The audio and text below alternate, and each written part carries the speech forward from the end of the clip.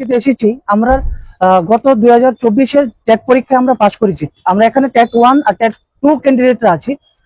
জুলাই মাসে আমাদের ভেরিফিকেশন হয়েছিল, সেই ভেরিফিকেশনে আমরা আমাদের সব ডকুমেন্ট জমা দিই। তখনও তাদের এরকম কোনো মন্তব্য ছিল না যে আমরা ওই প্রসেসে নেই। কিন্তু আজকে যখন এখানে আসলাম, মানে গত শনিবার দিন আমাদের মেরিট লিস্ট বের হয়। এই মেরিট লিস্ট আমাদের নাম নেই। আমরা হতবাক হয়ে গেলাম, কেন আমাদের নাম নেই। সেই জন্য আজকে আমরা টিআরবিটিতে এসেছিলাম। প্রথমে আমরা চেয়ারম্যানের সাথে দেখা করার জন্য চেষ্টা করছিলাম, কিন্তু তারা আমাদের দেখা করতে দেয়নি।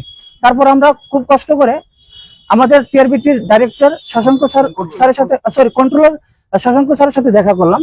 উনি বলছে কি, আমরা আমাদের যে কোর্সটা এনওএস ডিএলএড ওইটা হচ্ছে নাকি 18 মাসের, কিন্তু সুপ্রিম কোর্টের ভার্ডিক্ট অনুযায়ী এই 18 মাসটা কিন্তু অ্যাকচুয়ালি 2 বছরের কোর্স। আমাদের সাথে আরো এনওএস থেকে ডিএলএড করে 2021-এ অনেকে চাকরি করছে। আর এটা আমাদের প্রধানমন্ত্রী নরেন্দ্র মোদীর সহায়তায় এই কোর্সটা চালু হয়েছিল 2017 সালে। এবং এখানে আমাদের ইন্ডিয়াতে 11.5 লক্ষ লোক ওই ডিএলএড কোর্স করে এখনো বিভিন্ন স্কুলে চাকরি করছে, কেন্দ্রীয় বিদ্যালয়ে চাকরি করছে। ইভেন আসাম, তারপর ওয়েস্ট বেঙ্গল, তেলেঙ্গানা, বিহার, উত্তরপ্রদেশ, তারাও এই ডিএলএড কোর্সের মাধ্যমে অ্যাপয়েন্টমেন্ট পেয়েছিল। এবং 2022-এ যারা পাশ করেছিল তারাও টেট সার্টিফিকেট পেয়েছে এবং তাদের কেস এখন হাইকোর্টে চলছে।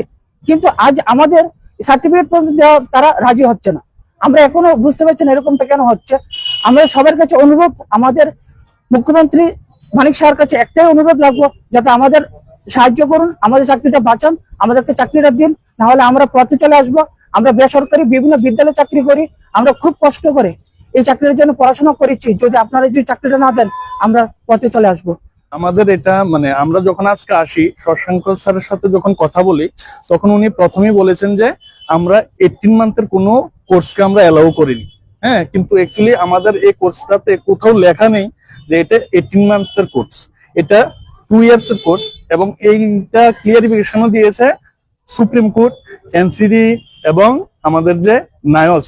এটা কিন্তু আমাদের এলিমেন্টারি ডিপার্টমেন্ট থেকেই করিয়েছে, যে ডিপার্টমেন্ট আমাদের চাকরি দেবে সেই ডিপার্টমেন্ট থেকেই করিয়েছে এমএইচআরডির নির্দেশানুসারে।